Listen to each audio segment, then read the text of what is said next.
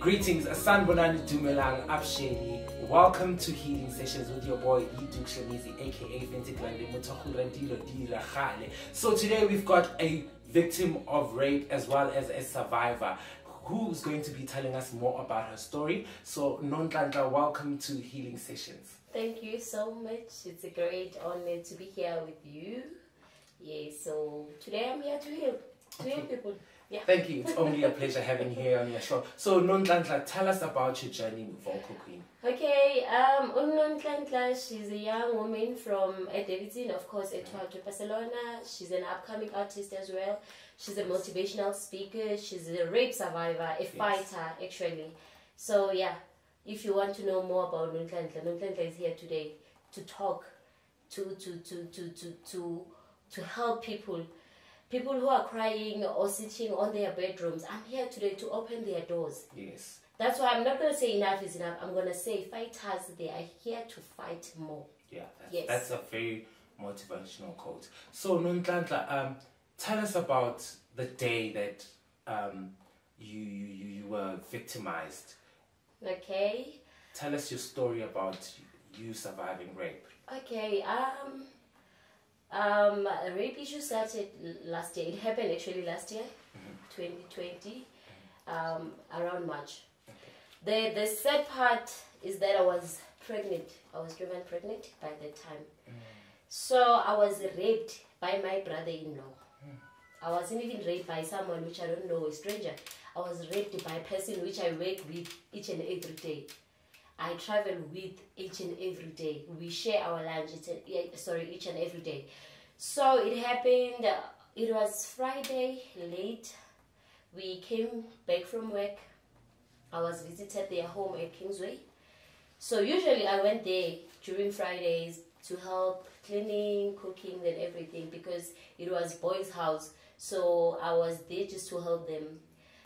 Okay, we came back from work with my partner, with his brother as well. We went to Kingsway. When I arrived there, everything was running smoothly as usual. My partner just went out for an hour. That's when my life changes the minute he left. His brother took an advantage of me when I was bathing. He came straight to the bathroom and he forced himself to me. It wasn't easy, which it will never be easy. It was even hard to talk about it to my partner when he came back because I was like, you know what, this is the end of the world for me. Yes. How could, as a brother-in-law, rape your own sister-in-law? I thought he was a man that will fight with other men when his brother is not around. But yeah, I've learned something from him because he took an advantage. He forced himself to me while I was bathing. I was naked, so everything happened so fast. I didn't scream, I didn't fight back. I just waited until he was done. Okay. Yes. So after an hour, I think, 45 minutes, my partner came back because he went to the shop to buy some of the things we needed at home. So when he comes back, he didn't notice my mood. But when he touches me, he started to see there was something that was happening here. He didn't ask me the same day. He just called me. I left early in the morning Saturday without saying anything to both of them. I just took my bags and leave. I didn't go to work. I just went straight at home at Barcelona. So since that day, everything started to change. He texted me, I didn't reply. He called me, I didn't reply. He even came to my home, but I didn't want to see him. I took a blame to my partner, which it was something else. Which like he tried to protect me, but he couldn't protect me because he didn't know what was happening by that time. Yeah. So things happened so fast. We got separated. I'm pregnant during that time. So after being raped, I felt as if it's the end of the road for me as Nonhlanhla, as vocal queen as well, because the music career, it was already on a fame for me. Okay. So on that note, emotionally, in that situation, what emotions were driving through you, in your brain, in your mind, the essence of it? I cried each and every day. I tried to commit a suicide, which that suicide affected my baby. I had a miscarriage after taking those pills. I killed an innocent soul, not knowing that I was killing that person. But because it was already a human being on my tummy, I had to fight back using that tummy to destroy my life at the same time. So I cried each and every day. I hated men. I didn't want to see myself surrounded by boys or guys. I wanted to be alone. Usually I came at home, coming from work. I didn't have even time for my son. It was so hard. I hated my son as well. Thinking, Uguti, are you going to grow up knowing that your mother was raped? What's going to happen to you at school? Maybe if your mom comes, or some of the kids on your same class come with a photo that's saying your mom is a victim of a rape. So I thought of those things, which those were the wrong answers. So it takes so much time to get healed. I end up drinking alcohol. There was a drug called Intash. I end up smoking. I think when you're referring to Intash, is it cat or cocaine? I don't know what is it, but it's similar to a cocaine. Yes. So I was smoking those things as well. Coming from work every day, I need to smoke. I don't have time for my family. I don't have time for my child. At the same time, there's a career that has been following me for so long. Yes. I need to take full control on my career. I end up like losing control at studio. From March, April, May, I was a different person ever. I was a different person ever. Then June 2020, I decided and tell myself that, you know what? You didn't do anything wrong. You were given an opportunity to live. You were given an opportunity to love yourself, love other people, raise your child with love. So I stood up and said, you know what? I'm going back. I went back to the stage. I went back to my music career. I told myself, okay, I had a miscarriage, which I usually didn't want to talk about it. But I ended up saying, you know what? I got a miscarriage. I need to heal. Yes. And people should know. So June last year, things started to happen. Yes. I got an opportunity at Devon, where I got a contract to go to Devon, work with Double Funky Finest, the known artist. Then we did a music video, which I was so proud being on the television, seeing my face on Channel O, on MTV Base and everything. Then I started to talk about rape now. I started to be open about it. I wasn't even ashamed if I'm surrounded by guys. I talk as much as I wanted. I told every person that I was not a victim here, guys. I didn't force someone onto me. Yes, and I didn't ask for what happened. But things happened, and I'm happy that it happened, because today I'm a different person because of that situation. How many people they have killed themselves? Yeah, true. Our families, they always say to us, Boya, how can you ask such a question while someone was losing his or her life? So I told myself, you know what? If you can't talk at home, you can come to me. You can talk. If you can't talk to your family, to the police, because they don't even help us. I don't know what happened about my case, but it was just...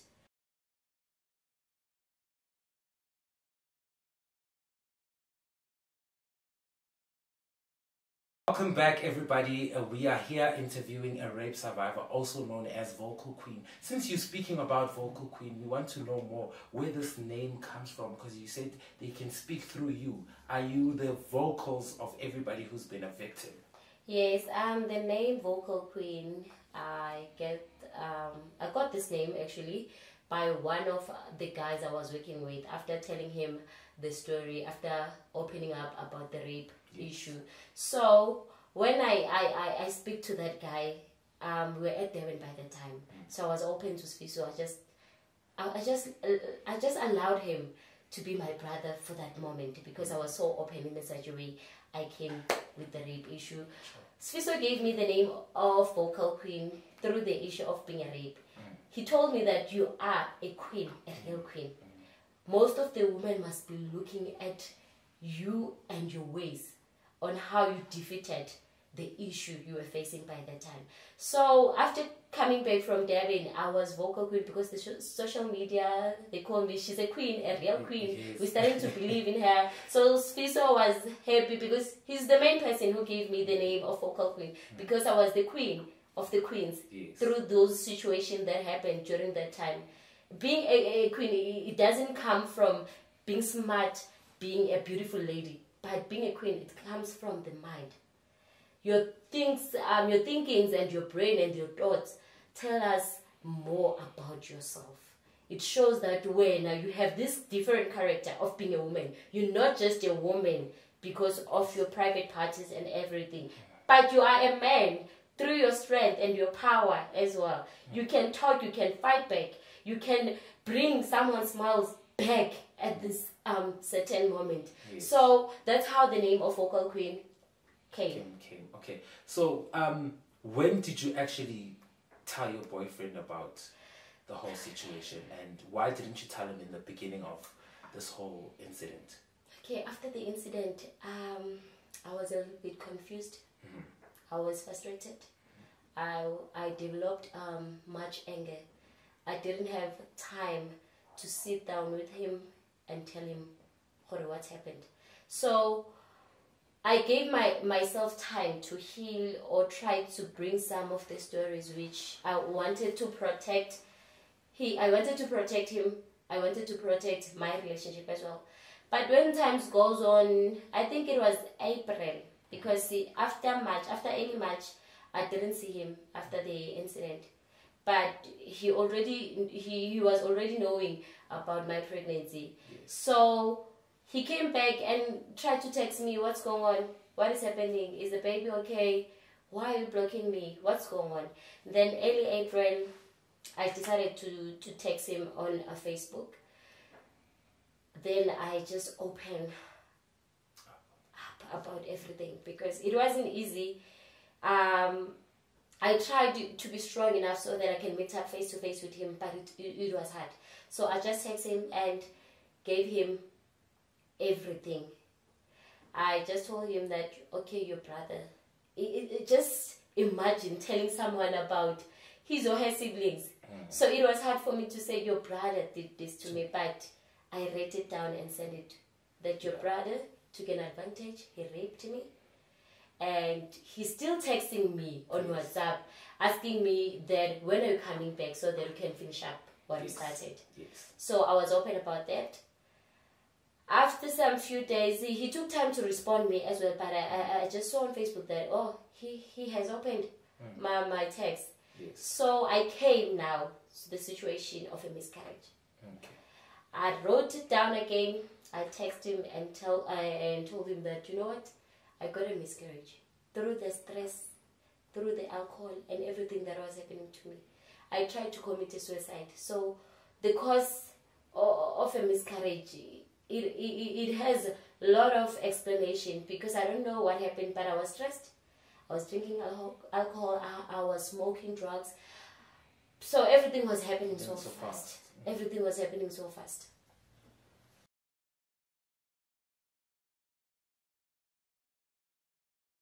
Welcome. We're still here with Nonhlanhla, the vocal queen. She was telling us previously about your boyfriend, right? Yes. How long have you guys been in a relationship, and what was going down there? Oh, started January, early January, I think. Oh, when January? 10, 11, 2020, yeah. 2020, 2020, yes. Okay. Last year, January, which was 2020. So Yes. early, when I got my first job, Mm-hmm. yeah, so working at the same place, same Yes. area, same company as well. Yes. And what made you trust him at that time to meet his family and meet his surroundings? I was in love. I was so in love. I was happy to meet a young guy from Mpumalanga, of course. Okay. He's not a Johannesburg guy. Yes. He's not from the same Kasi where I grew up. Yes. So I just felt in love with him, meeting new person. Yes. Yeah. The fact is that I didn't really know his parents. Yes. Let me just say his family. I only But did he ever mention them in the conversation of you guys meeting? Yes, he did, because normally we were talking with his mom via phone, via WhatsApp, of course. So I knew his mom on the phone, but we never met. I never went to Mpumalanga. They didn't come here also. Okay. So the main person that I had this family relationship, it was only his brother. Yes, because also my boyfriend came from Mpumalanga to look for a job, and the place was at Kingsway. Yes. That was his home too, but the owner was So the Kingsway is where his brother was living? Yes. So they were living together? Yes, they were living together. At that time? Yes. So how many times have you been to that place since you're saying they were living together? Since we started dating, let me just say from January until March, I was always at Kingsway, Friday, Saturday, Sunday. So in any way, did you anyway give the brother signs of attraction or flirtations type of thing for him to come forth towards you? I'm not sure. I don't know about that, but I was wearing anything that I want to wear at the house. There was nothing that I could just say it leads him to be attracted on me. But he was always telling my boyfriend that, your wife is so beautiful. We're so happy to have a beautiful sister-in-law like her.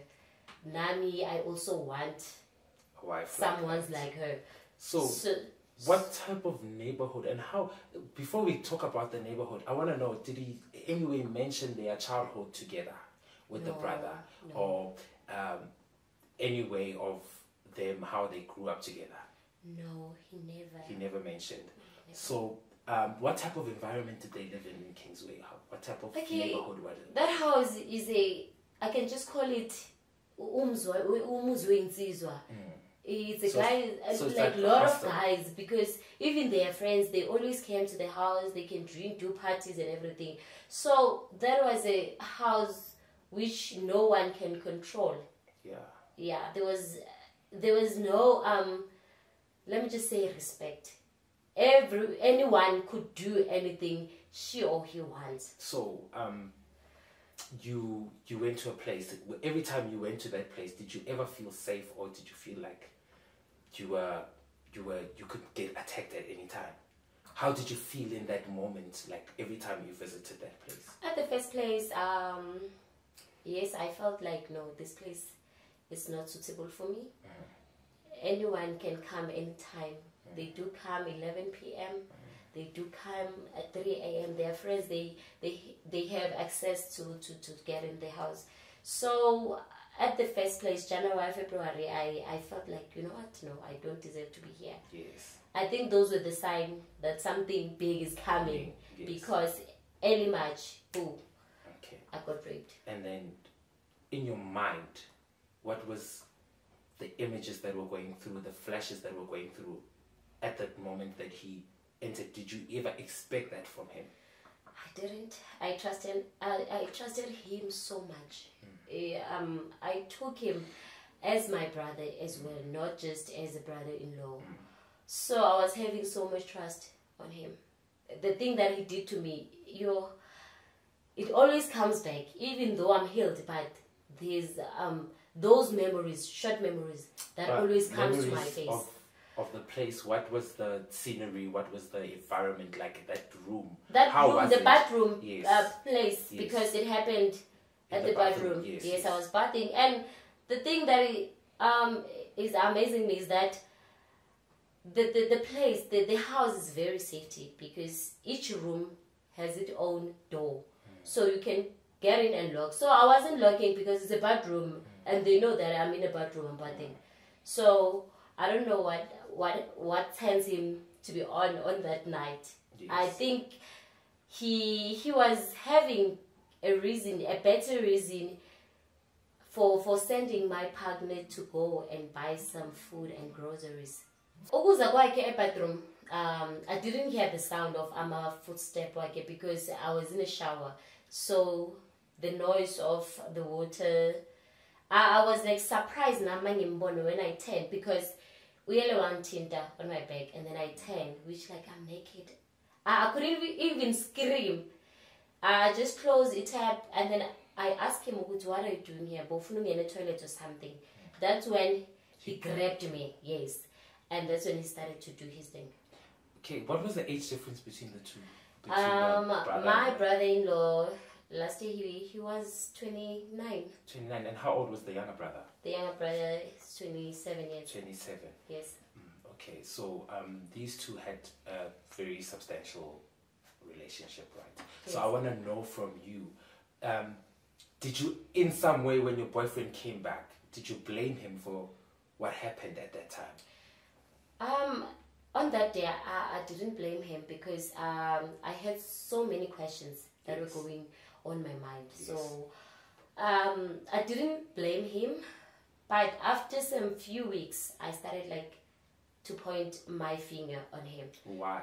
I had this thing of maybe these two, they plan it shop or lo send a shop so that I can do this. Yes. So ngibena ama blames ukuthi if bekefuna ukuthi ngihambe naye shop, he would wait for me ngize ngicede uhlamba and then we live together. Yes, but when he because you said your boyfriend, as you spoke previously, you said your boyfriend did mention that your brother-in-law said that he wishes he had a wife like you. Yes.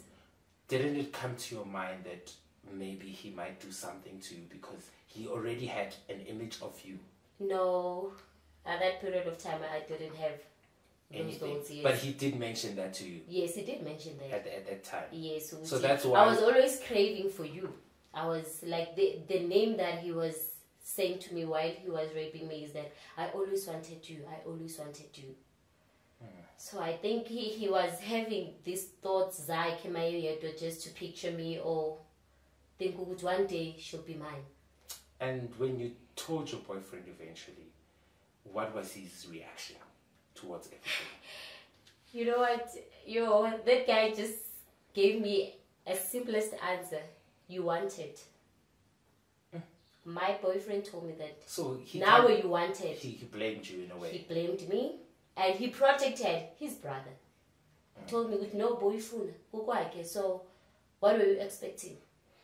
And then what was your relationship like after the whole situation? What was the depth of the relationship? I made a decision that I wanna let things go. Because there was no baby anymore.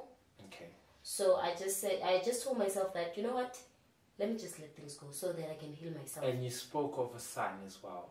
The son, is it before your relationship or was it in the process of your relationship? My son was born 2017, so okay, so it was before I was already having a child while I met the new guy. So you're already in a relationship and you was fine with that at that time. Yes. Okay, and then with the relationship with the brother, did he ever? Because you said he got into contact with you, but did he end up following it up? He texts me regularly. After I open up with the rape issue on social media, he started to inbox me, tell me that, no, you know what, this thing, it's a nonsense. You must come back so that we can finish up what we started. I mean, I'm still craving on you, and to go and report it because there's no evidence. Okay, and then why didn't you report it either way? Because I went to the police station. I think after that weekend, the following weekend, it was Friday.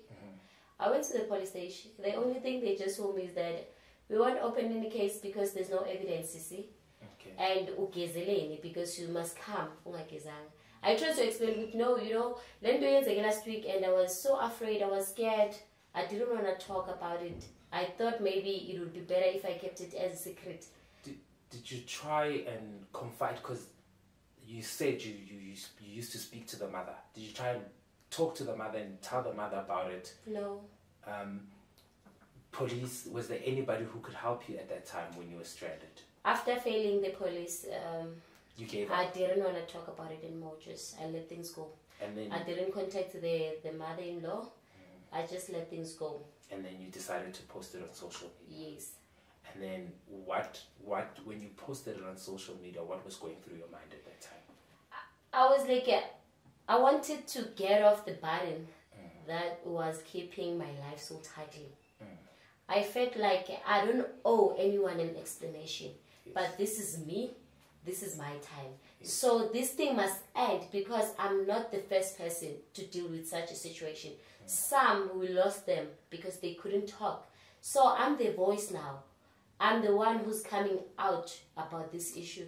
And thanks to God, because after posting it, most of the ladies reply. They commented.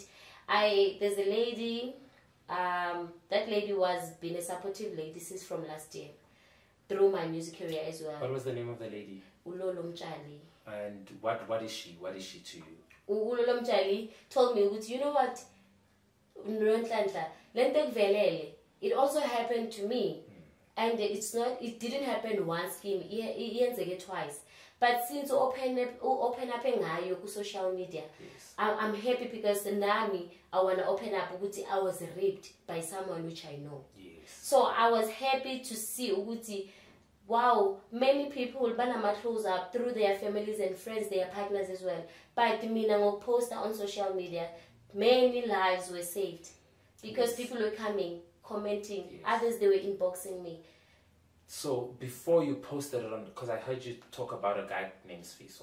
Yes. Right? Before you posted on social media, was Fiso the first person who knew about the incident? Yes, was the first one. And didn't your boyfriend have an image that now you're confiding in another man besides him? No, my ex-boyfriend actually, because he's an ex anymore. Yes. My ex-boyfriend just came on my comments and say, Lento yenzayo uzophelela ngayo. And thank you, because they are real guys, the survivors as well. They just told him the way to get off. Yes. Why when a brother also commented who post a vocal queen like this? Are you the one who did this? That's when he ran away. He never texted me. He never contacted me. And did you find out where he disappeared to? I don't know. Even now? Even now, I don't know. So there's a lot of question marks that he could have been part of the whole incident. Everyone now is saying that, okay, people, they come with their own opinions. They're saying, your partner was planning this as well. Why he didn't believe you, but he was in love with you. And then I have a simple answer to everyone. You know what? I have moved on. I have fought my battles. I'm done. Now I'm working towards my career. I'm working towards people who had such situation that I had before. So now is our time for both males and females to end this corruption. Yes. So, since you're talking about ending corruption, what would you say to another lady that's been through what you are going through, what you've been through? Let me just not say Kuma lady only, but even guys, because most of the guys, they find themselves in the same situation. So I'll just talk to everyone who's listening or watching now. Staying on your bedroom or running away from your home, it will never give you better answers. But coming on your front view and talk, we are here for everyone now. I'm sacrificing my life and my safety to people who've been vandalized like me, who people took advantages of them because they can't talk for themselves. Mina as uNonhlanhla, I'm here today, not only uNonhlanhla, and namanye amalady, namanye amagents, which are fighting izinto ezinjena. So if usendlini right now, usemgaqweni, use-taxi rank, or wherever you are, come phambili, we can help you. There's no need to be scared of a monster walk freely outside. We're here to fight those things. Our law is failing us. It doesn't mean we can't open our own campaigns to be healed. We can create our own healing sessions so that we can. What do you suggest they do as the justice system to make it a better place? Many people have tried to raise the points towards the law. We always cry to our government, our councillors, our leaders, Uguti, what are you saying, Masegunje? Should I point a gun to that person so that nibo pay me na futhi? So my question still remain, Uguti, Maseguganje Gutiwan, where is my case? What happened to my case? Other ladies, Lababa my case, what happened? So I always assume ukuthi shoot South Africa you need to commit a suicide so that bazolandela or ba-investigated throughout into ebhalile ku-letter. This thing must end. I'm still asking mina ama-leaders ukuthi senza kanjani masuku nje. Do we still allow the animals to go travel sihlangane nabo while I'm performing ibinkhomba stage? Yeah, do we still allow that? That's a very valid point, listeners. On that note, we have heard that even the justice system, even everybody in the family, we need to support each other as each and every individual and fight this gender-based violence, this victimizing, this vandalizing.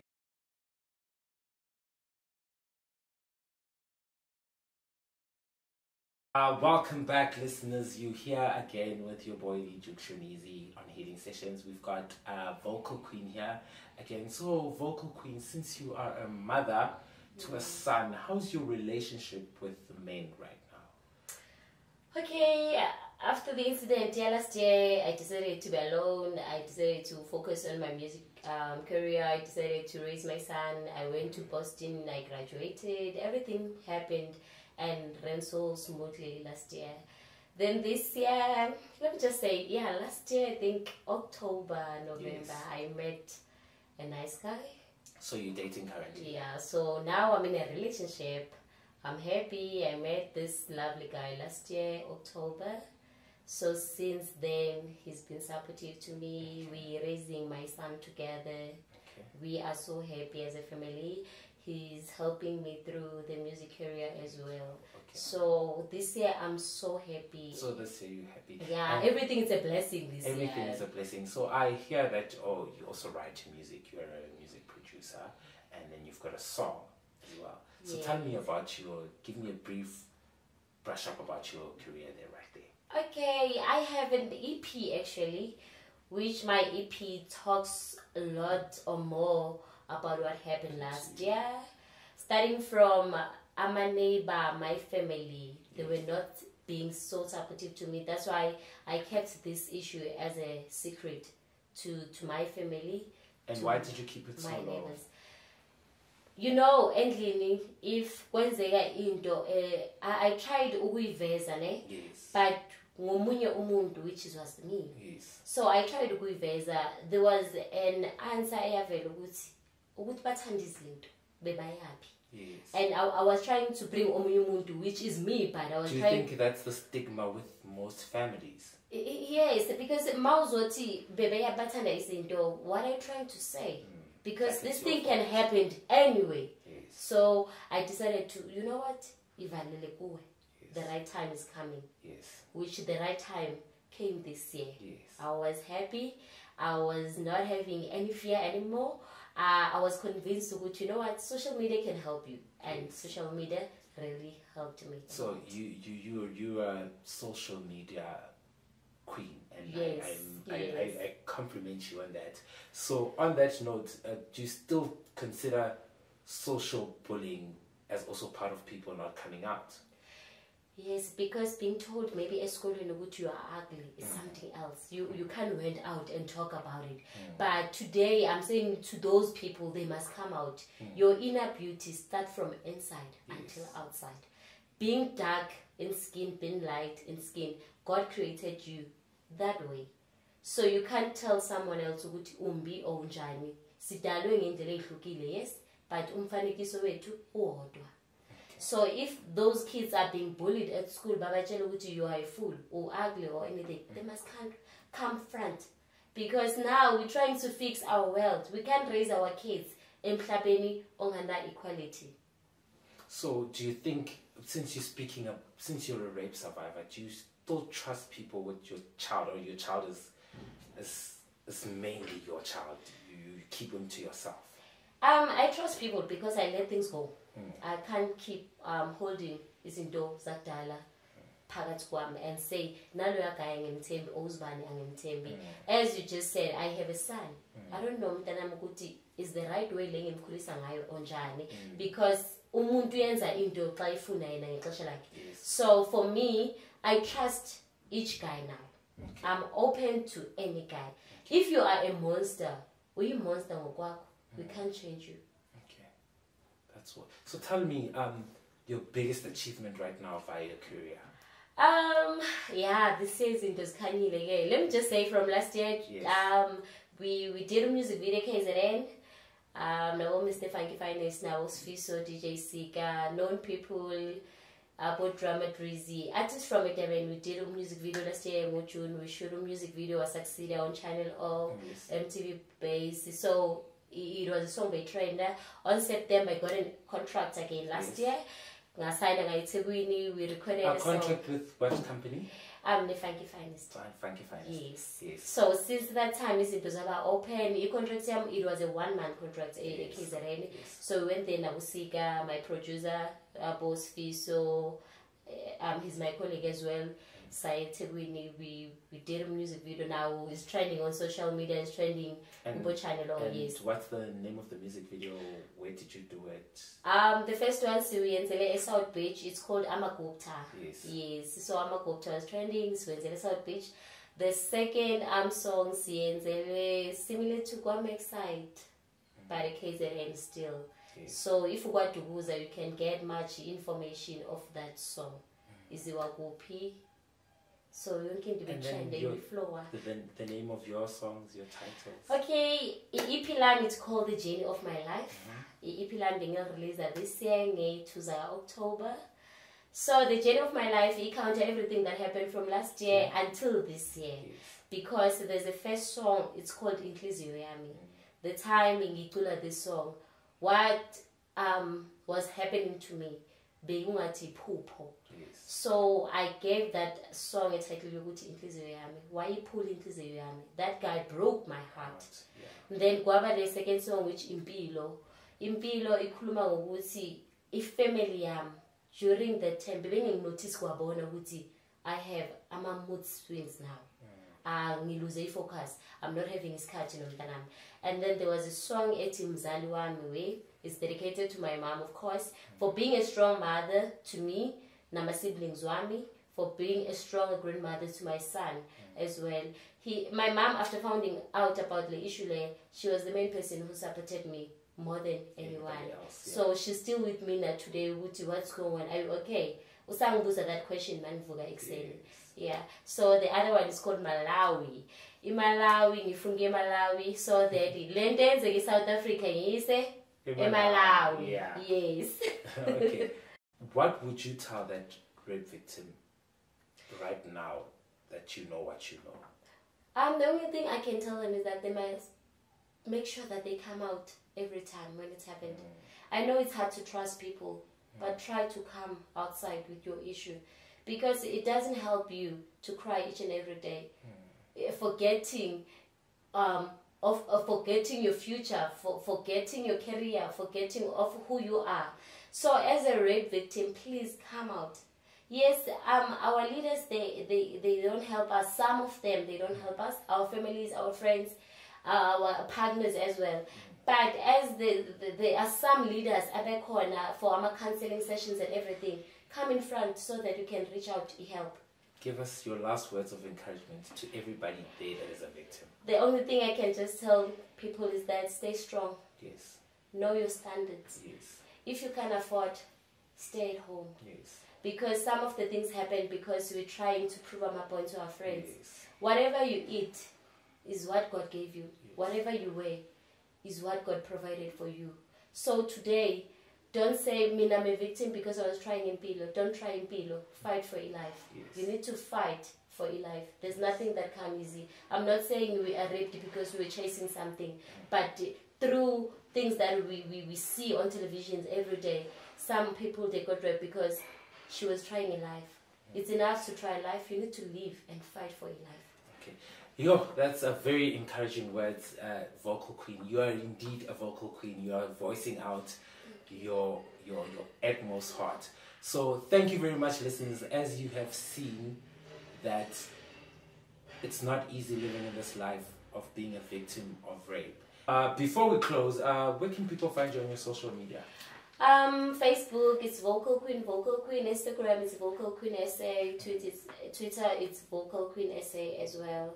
So if you can just get me Anyway, love, I'm available. The last thing I can just remind people is that noma bangayiphuza inhliziyo yakho, they won't take your inner soul. You are so special, you are beautiful, you are amazing. You were given an opportunity to live. So live your life with pride. Thank you very much, Vocal Queen. That was amazing, wise words from her. And guys, stay tuned. We're still going to heal hearts out there. We're still going to mend hearts. We're still going to keep you in a mental state that is all right. So it is with your boy, the Duke Shabizi, here on the Healing Sessions. We're saying see you soon.